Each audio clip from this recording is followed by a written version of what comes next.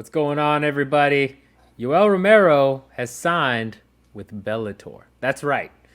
After much speculation, original reports that he wasn't signing with Bellator, that Scott Coker was not interested in Romero, even taking media questions about it. Turns out, maybe he was wrong because they went ahead and they signed him following the Anthony Johnson signing.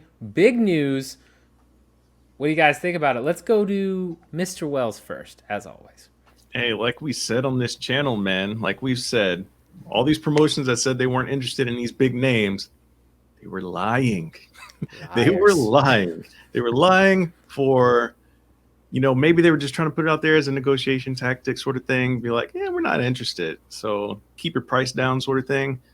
But listen, who wouldn't want Yoel Romero, even in, the twilight of his career, in their promotion, right? He's a big name who can still go out there and put on a show, even though his last few fights in the UFC, for me, there were moments where it was just like he's in there kind of clowning around a little bit too much, but that's neither here nor there. Listen, Bellator is a good landing spot for him, and I'm not at all surprised that they actually ended up signing him. I mean, it just makes too much sense. Yeah, that's a solid point there. I mean, it's one of those things where Yoel is not like some of these older guys. He's not a Frank Mir. He's not a Roy Nelson who, goes over to Bellator, puts on these kind of performances. Even in the performances where he's clowning around, like you said, because I agree with that statement, he's still able to go out there and throw hands and do things, right? Paulo Costa fight was not that long ago. People are acting like that was a while ago. That was a banger. Dude is almost 44. He's still throwing. It's ridiculous. Looks amazing. Mr. Riggs, what is your take on all this? Well, I just want to say I don't think Roy Nelson even got a knockout in Bellator, did he? That's where my mind went when you said that. It was like, yeah, that one was. I think so. I wasn't excited for that at all. But this, man, I don't know if I've ever been more happy to have been lied to, at least recently. I mean, I'm so happy that Bellator ended up snatching him up here. So I don't know if the lack of putting things out there and saying they're not interested, I don't know what that's all about. Like, I don't see the negotiation pluses to that. I don't really see what the bonus is. I mean, I guess it could be like a thing where, they're talking behind closed doors and like, yeah, let's work on this and this, and then they don't say anything, but they just put it out and they're like, yeah, I don't know, we changed our mind without telling them. I don't know. It seems like a weird thing to me. But as for Yoel signing with Bellator, love it, man. I think this is a great landing spot for him. I mean, I was excited for him to go pretty much anywhere else because, I mean, it seems like he's fought so many people, especially at the top of the UFC middleweight division already. Like, we've seen it all already. So yeah, everything at Bellator is fresh. It's new, very exciting matchups. I am all for this. I don't really care who he gets first, as long as it's not Machida again. That's like the one thing that they could do where I'd be like, we don't need to see that rematch because it will be the exact same as it went the first time. Because people probably totally forget about that fight, but that we do not need that again for Machida's sake. Agreed. Yeah. No, we certainly don't need that matchup. I feel like 205 is a good spot with him. That's where, Scott Coker says he's going. It's one of those things where, from my perspective, a business perspective, it seemed like Bellator went an angle of trying to get rid of those name guys, regardless of their skill level, right? Once Viacom merged with CBS, did that whole thing again, they kind of basically said, you know what? We're good with the freak show fights. We're going to trim down the roster a bit. We're going to focus more on our core fighters, as well as doing maybe some Showtime boxing crossovers, which they talked about. But I also think they realized, especially after they signed Anthony Johnson, that there are exceptions to the rule. And as long as the fighters perform, right? As long as they still are at a physicality where they can still go out there and have exciting fights, they're totally worth the money and the effort. They're trying to get away as a brand from that, like, hey, this is where UFC, like, retired vets go when they want to keep fighting. Someone like Yoel might initially, you look at that and say, oh, that's probably the case. We're trying to get away from that brand. But you go rewatch his fights, you think about the matchup between him and Rumble Johnson, and man, it's too tantalizing to not say, you know what? Like, let's go ahead and put, pen to paper here. Let's get a contract done, because it could very well be fireworks. It could be better than most light heavyweight fights in the UFC, which leads me to my next question, because I've seen this a lot too. A lot of people are saying that the light heavyweight division in Bellator is now better than the UFC. Do you guys think that's true, Mr. Wells? Hell no. Hell no. No, it's not. Especially considering Israel Adesanya is about to be fighting at 205 for a one-off or perhaps a two-off. And then John Jones could always come back down if he wants to, I would assume. No. There's some solid name power there at 205 for Bellator, former UFC guys like you were talking about. Now they have 4 of them on the roster now: Corey Anderson, Phil Davis, Anthony Johnson now, and of course Yoel Romero competing at 205, which is interesting. But no, the more talented guys I think are still in UFC. Whether they may be a few steps behind the champions in those divisions, I still think the roster as a whole is better in the UFC. I don't understand where people are kind of getting that. I mean, sure, maybe there's some fresh blood over there that you can be excited about, but nah, I'm still rolling with the UFC roster at 205. I mean, that's not a bad call. When you look at the top 5, because I know that's what a lot of people have pointed at. You've got Nemkov, Bader, now you've got Yoel, Anthony Johnson, Corey Anderson. In the UFC, you've got Dominic Reyes, Glover Teixeira, Jan Blachowicz, Alexander Ratchik, Thiago Santos, Yuri. Well, Yuri's not in the top 5 yet, Drake, but he is actually. I think he's fine right now. Oh man, well, my bad.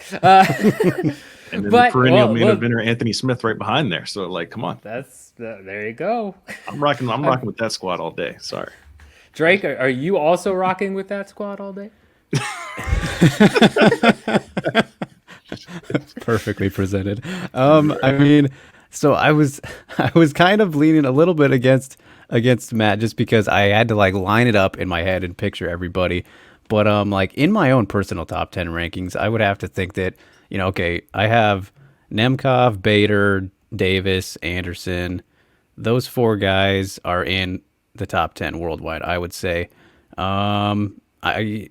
We have to see how Rumble and Romero look at light heavyweight before I can really count them. But I mean, of course, if those are the divisions they'll be in, those are fantastic, guys to add to it and everything. But yeah, as of right now, I think the UFC still has the edge just with those guys that we just rattled off. Before thinking about them, I was like, I might lean towards Bellator, but I like what they have going for them. It's the people that Bellator have, they're not. Everyone likes to point out UFC castaways, but it's not like these guys were, most of them were released because they were bad or anything. Most of them went out off of wins, if I remember correctly, and they were jockeying more for better treatment, better pay, and everything that the UFC wasn't willing to give them for whatever reason. Maybe a guy like Corey Anderson, who problematic in what he's asking for and with his style, how it just matches up and everything. But these guys are still very capable. I think that we have seen that with how they've performed in Bellator. I know you can make the argument that, Bellator's division isn't as deep, which is why they've done better and everything. But I don't know. You just look at how everything has went with these guys, even in the UFC too now. Phil Davis, he's the only guy who hasn't been knocked out by Rumble besides DC at light heavyweight. So, I mean, that was a while ago, of course, but that would be an interesting rematch, seeing how Phil's progressed since then. And since Rumble hasn't fought in 3 years, we'll see what they want to do with shaping things out, even though Phil should probably get that rematch for the title against Nemkov now. So there's a lot of options with Bellator going forward, and I think we'll have a better answer for this once those guys fight, I would say. But yeah, hard not to lean towards the UFC at the moment still. Yeah, I'd agree with both you guys. I think, you put those top 5 against each other, and it's pretty close, which is saying something, right? If you're just doing 5 fighters from each, I mean, at least I know Mr. Wells giving me a look, but I don't know. I would take Yoel Romero and Anthony Johnson over Glover Teixeira, and probably even well, I guess I thought Rakic was in the top 5, but he's not. So maybe not. All right, I'm rethinking this. Anyway, point is, it's close. It's closer than it has been in a long time. Let me put it that way. You have to actually think about it, right? But as a division as a whole, there's no doubt that the UFC's is deeper. And Bellator, again, has kind of that shallow division. There will be exciting matchups. I'm looking forward to Phil Davis versus Johnson, the Nemkov rematch. I'm looking to see if Bader wants to go back down and do that stuff. I think that there's great potential for those 5 or 6 guys that we've listed off, but I don't think it's at the level as the UFC is, especially with as Matt brought up, Izzy coming up and John Jones being able to go down at any point. So I'm gonna also have to say, overall as a division, you got to go with light heavyweight. Make sure you like and subscribe this video. Let us know if you are as excited as we are about Yoel Romero moving over to Bellator and who you want to see him face next, which is what I'm going to pose to these guys. Whether you think the UFC's division is deeper or Bellator's deeper for light heavyweight, let us know that as well. But last question to wrap this one up. Who do you want to see Yoel fight first? Let's switch it up a little bit. Mr. Riggs. Boy, it's tough, man. Anybody but Machida, as I pretty much said at the beginning. I'll take anyone but Machida for what, 500, Alex? Is that in Jeopardy, how they say it? Only even numbers in Jeopardy. You so off. Go ahead. Yeah, see, I don't watch. I've just heard the quotes. Let's see.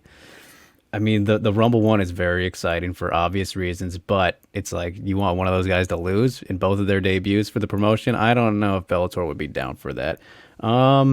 So, I mean, assuming it sounds like, from what I've seen anyways, that they will do that the Davis and Nemkov rematch for the title next, for Nemkov's first title defense. So if that's the case, also Bader's still the heavyweight champ. We got to think about that. He's probably, I would assume he's going to go and worry about that belt before he comes back down to light heavyweight. And who knows if he'll even come back down if he keeps winning, and defending and all that. So I think you probably go with, it depends on who's ready to come back first between Romero and Rumble. So like either one of them gets Corey Anderson, right? Like that's what I think. And then the odd man out would hopefully not fight Melvin Manhoff, but somebody else. You give whoever doesn't get Mr. Anderson, somebody else. But I think that's the guy for either of them. That's not a bad call. Mr. Wells, who do you want to see Yoel Romero, Soldier of God, fight first in Bellator? Well, Drake mentioned the guy I was going to go with because I had a feeling that Bellator would just make this crazy showcase for Yoel Romero and put him in there against Melvin Manhoff. So that's where I was. That's where I was heading. It's the test. If you lose that fight, you're just cut. That's just how it is. Right? If you don't go out there and give Melvin Manhoff more brain damage, like we don't know what we're doing here. I thought that's what was going to happen. So, that's the way I'm going to go with. And then, if he gets past Melvin Manhoff, then throw him in there against Phil Davis, depending on what they're doing with, the Nemkov fight. Yeah, I like Phil Davis myself. I think that's a great matchup. I like Corey Anderson a lot too, though. I think that it's tough. I think I'd rather see Phil Davis versus Romero myself, just because Anderson, just got over there. You don't want to necessarily throw Yoel Romero at him either and crush him after he just got a win over Manhoff, looked good. So I think you go ahead and you do Davis, who's been over there for a while, make it a number 1 contender fight. Why not? Because, it's probably written in Yoel Romero's contract he has to be in number 1 contender fights or title shots at this point. So that's, what are you going to do? Probably why they had problems in the first place, right? Getting them signed. That's my thought. But good picks. Again, let us know in the chat who you would like to see Romero against. Like, subscribe, all that. Anything else, boys? Or are we just excited to see Romero versus anybody and hear Goldie say something about Soldier of God in typical Goldie fashion? Yeah, that sounds good to me. Here to call him Joel a couple of times, and that'll be a good time. There you go.